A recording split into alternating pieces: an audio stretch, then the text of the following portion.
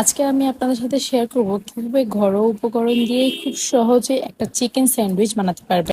সেই সাথে শেয়ার করব কিভাবে বাসায় একদম পারফেক্ট একটা মেয়োনিজ বানাতে পারবে। তো চিকেন স্যান্ডউইচ বানানোর জন্য আমাদের লাগবে গাজর কুচি, শসা কুচি আর সেদ্ধ চিকেন। আর লাগবে ব্রেড। আর মেয়োনিজটাও আমি বাসায় বানাবো, তার জন্য আমাদের প্রয়োজন সেদ্ধ ডিম, গুঁড়ো দুধ, চিনি, এক কোয়া রসুন আর সয়াবিন তেল।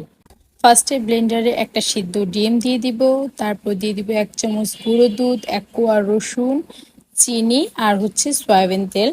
সয়াবিন তেলটা একবারে অ্যাড করা যাবে না, কিছু 1 মিনিট ব্লেন্ড করবেন, তারপর আবার একটু তেল দিতে হবে, আবার 1 মিনিট ব্লেন্ড করবেন, আবার একটু তেল দিতে হবে। এইভাবে কিন্তু একদম পারফেক্ট একটা মেয়োনিজ হবে। আর এইভাবে যদি মেয়োনিজ বানান তাহলে একদম পারফেক্ট হবে। দেখে কোনোভাবেই বোঝার উপায় নেই যে এটা হোমমেড বাসায় বানিয়েছেন। তো এবার মেয়োনিজ দিয়ে শসা কুচি, গাজর কুচি, সিদ্ধ চিকেন আর সাথে সস দিয়ে ভালো করে মিক্স করে নিব।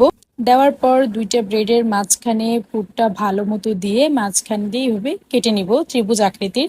তাহলে হয়ে গেল একদম পারফেক্ট একটা স্যান্ডউইচ। আর যেহেতু এটা হোমমেড তাই এটা একদম হেলদি।